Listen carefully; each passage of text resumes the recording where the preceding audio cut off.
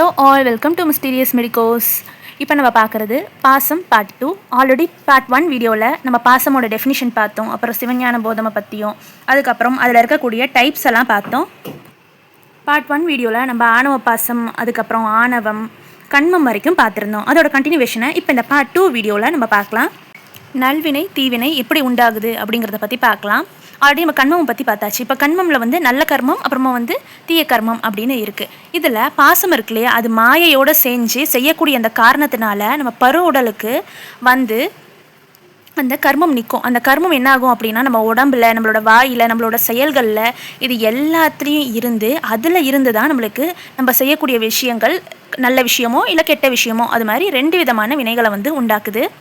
இதோட செயல் எப்படி இருக்குது அப்படின்னு பார்த்தீங்கன்னா, பாசம் இருக்கு இல்லையா, அந்த பாசத்தை விட்டுட்டு அந்த பசு விலகினும் போது, அதாவது அட்டாச்மெண்ட்டை விட்டுட்டு அந்த சோல் விலகி இருக்கும்போது அந்த பசுவோட செயலிருந்து, அதாவது அதிலிருந்து செயலற்று அது கூடயே கிடக்கும். அதே மாதிரி அந்த பாசத்தோட திரும்பியும் அந்த கண்மம் சேரும்போது என்ன ஆகும் அப்படின்னா, திரும்பியும் அது கூடயே தொழில் புரியும். மாயைனா என்ன? நம்ம உலகம் தோன்றுறதுக்கும், அதாவது ஃபார்ம் ஆகிறதுக்கும் டிஸ்ட்ராய் ஆகிறதுக்கும் காரணமாக இருக்கிற ஒரு விஷயத்தை தான் மாயை அப்படின்னு சொல்லுவோம். நம்ம உயிர் அப்படின்னு சொல்லக்கூடிய அந்த விஷயத்துக்கு இயக்கம் தரக்கூடிய ஒரு தன்மையாகவும் செயலற்ற தன்மையை 2த்தையுமே நீக்கிட்டு அதுக்கு ஒரு உயர்த்த வல்லாத ஒரு பவர்ஃபுல்லான ஒரு ஹையர் டிகிரி அப்படிங்கிற மாதிரி ஒரு விஷயத்தை உயிருக்கு கொடுக்கக்கூடியது எது அப்படின்னா மாயை. மாயை அப்படின்னு பார்த்தோன்னா இதில் சுத்த மாயை, அசுத்த மாயை, பிரகிருதி மாயை அப்படின்னு 3 விதமான மாயைகள் இருக்குது. அந்த பாசமாகிய மாயையை இருள் அப்படின்னு சொல்லுவோம். இருளோட கலர் என்ன? Black colour. அப்போ அந்த கருமை பொருளை கரின்னு சொல்லுவோம். இந்த கரி எங்கே இருக்குது அப்படின்னு பார்த்தீங்கன்னா ஸ்பேஸ், ஓகேவா? அந்த வெட்ட வெளியில் இருக்குது. அந்த வெட்ட வெளியில் இருந்து தான் நம்ம உலகம் ஃபார்ம் ஆச்சு. அதில் இருக்கக்கூடிய நம்மளோட உயிராக இருக்கட்டும், மற்ற கருவிகளாக இருக்கட்டும், எல்லாமே அந்த கருமையாக இருக்கக்கூடிய, அந்த வெற்றிடமாக இருக்கக்கூடிய அந்த கரி அப்படிங்கிற இடத்துல இருந்து தான் ஃபார்ம் ஆச்சு. அதனால தான் நம்ம மாயையை கரி அப்படிங்கிற மாதிரியும் மென்ஷன் பண்ணுறாங்க. சுத்த மாயை 5 வகை இருக்குது. ஒன்று நாதம், அதுக்கப்புறம் விந்து, சதாக்கியம், ஈசுரம், அதுக்கப்புறம் சுத்த வித்தை. இது மாதிரி 5 விதமான மாயை சுத்த மாயை அப்படின்னு சொல்லுவோம். அதுக்கு அடுத்தது அசுத்த மாயை 7 இருக்குது. காலம், நியதி, கலை, வித்தை. இதில் சுத்த வித்தை இருக்கா, இதில் சாதா வித்தை, அரகம், அதுக்கப்புறம் புரடன், மூலப்பகுதி. அதுக்கு அடுத்தது நம்ம பார்க்கக்கூடியது தான் பிரகிருதி மாயை. இதில் பூதங்கள் 5, பொறி 5, புலன் 5, கண்மேந்திரியங்கள் 5, அப்புறம் அந்த காரணங்கள் இருக்குல்லையே, அதனால மொத்தம் இந்த 24 விஷயங்களையும் நம்ம பிரகிருதி மாயை அப்படின்னு சொல்லுவோம். மாயைன்னு பார்த்தோம். ஆனால் மாயைன்னா என்ன? மாயை வேற, மாயேயம் வேற. மாயைன்னு இருக்கு இல்லையா, அது நம்மளுக்கு உருவாக்கக்கூடிய மூலப்பொருள், அதுதான் மாயை. மாயேயம் அப்படின்னு சொல்கிறது அதிலிருந்து கிடைக்கக்கூடிய நம்மளுக்கு ஃபைனல் ப்ராடக்ட். இப்போ ஃபார் எக்ஸாம்பிள் மாயை அப்படின்னு சொன்னிங்கன்னா அது ஒரு மண் அப்படிங்கிற மாதிரி ஞாபகம் வச்சுக்கோங்க. அதுலேருந்து கிடைக்கக்கூடிய மூலப்பொருள் என்னவாக இருக்கும் அப்படின்னு பார்த்தீங்கன்னா, ஒரு பானையாக இருக்கட்டும், இல்லை வேறு ஏதாவது மண்ணில் செய்யக்கூடிய ஒரு பாத்திரங்களாக இருக்கட்டும், அந்த ஃபைனல் ப்ராடக்ட் தான் மாயேயம்.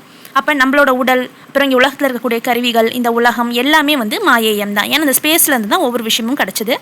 அந்த மாயையின் காரணமாக வரக்கூடிய நம்மளோட உடல், கருவி, உலகு, இது எல்லாத்தையும் குறிப்பது தான் மாயேயம்.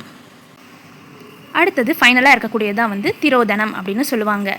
இது நிமித்த காரணமாக இருந்தாலும், நிமித்த காரணம் அப்படின்னு சொல்கிறது முதல் காரணமாக இருந்தாலும் மலசக்தியை தொழில்பட செய்கிறது, ஓகேவா? மலசக்தி அப்படின்னு சொல்லக்கூடியது இந்த அட்டாச்மெண்ட். இதில் இருக்க பவரெல்லாம் தொழில்பட வைக்கிற சிவசக்தி யார் அப்படின்னு பார்த்தோன்னா இந்த திரிதோணம் தான். இதை சிவசக்தி இல்லை மறைக்கப்பட்ட சக்தி அப்படின்னும் சொல்லுவாங்க. இதோட திசைகள் இல்லாட்டி அதோட மின்னோட்டம் எப்படி வேணாலும் நீங்கள் எடுத்துக்கலாம். ஏன்னா திசைகள்னே இதில் போட்டிருக்கேன். நம்மள உயிர்கள் இருக்கு இல்லையா, அது எல்லாமே நேர் மின்னோட்டத்தில் இருக்கும். ஆனால் அதுக்கு எதிர் மின்னோட்டமாக ரொம்ப நித்தியமாக நிலவி இருக்கிற ஒரு விஷயந்தான் திரிதோணம். இதோட தொழில், திரிதோணமோட வேலை என்ன? பதி இருக்கு இல்லையா, பதியோடையும் பசுவையும் சுற்றி வந்துக்கிட்டு அதுக்கு தோற்றத்தையும் ஒடுக்கத்தையும் புரிகிறது தான் திரிதோணத்தோட வேலை. இந்த சுழற்சி நேரத்தில் அந்த பசு பதியை அடைஞ்சிருச்சு அப்படின்னா, இல்லை அப்படி அடையும் போது என்ன ஆகுது, அந்த பசு சிவமாக மாறுது, அதாவது பதியாக மாறுது. இதுதான் இதோட நிலை. இதுக்கு அடுத்தது சித்தாந்தத்தில் என்ன சொல்கிறாங்க அப்படிங்கிறது எல்லாத்தையும் நம்ம டீட்டெயில்டாக பார்ப்போம். நம்ம இந்த வீடியோவாக இருக்கட்டும், இல்லை பார்ட் 1 வீடியோவாக இருக்கட்டும், நம்மளுக்கு தோக்கியில் ரொம்ப எப்படி சொல்கிறது, எக்ஸ்ட்ரா நிறையா ஸ்டோரிஸ் எல்லாம் கொடுத்துருப்பாங்க. நம்மளுக்கு எக்ஸ்பிளைன் பண்ணுறதுக்காக தான் இருக்கும். இருந்தாலும் அதிலிருந்து ஒரு முக்கியமான பாயிண்ட்ஸ், அதில் சில ரிப்பீட்டட் ஸ்டோரிஸ்லாம் இருக்கும். அந்த கருத்துக்கள் எல்லாத்தையும் நம்ம கொஞ்சம் நீக்கிட்டு இருக்கக்கூடிய முக்கியமான பாயிண்ட்ஸை பார்த்தாலே உங்களுக்கு என்ன தியரி சொல்கிறாங்க அப்படிங்கிறது உங்களுக்கு தெரியும். அப்படி முக்கியமான கருத்துக்கள், எந்த இம்பார்ட்டன்ட் லைன்ஸ் எதுவுமே விடாமல் எல்லா இம்பார்ட்டன்ட் பாயிண்ட்ஸையும் நம்ம இதில் ஃபுல்லாகவே கேதர் பண்ணியிருக்கோம், ஓகேங்களா? இதுதான் நம்ம ப்ளூ ரோஸ் புக்ஸ்லேயும் இருக்கக்கூட ஃபுல் கண்டென்ட். இதுதான் இதே மாதிரி உங்களுக்கு வேறு ஏதாவது வீடியோ வேணாலும் இல்லை வேறு ஏதாவது நம்மளுக்கு அகாடமி பற்றியோ நம்ம புக்ஸ் பற்றியோ என்ன குவரிஸ் இருந்தாலும் கீழே கமெண்ட் பண்ணுங்கள். நம்ம மென்டர்ஸ் உங்களை கைட் பண்ணுவாங்க. தேங்க்யூ ஃபார் வாட்சிங்.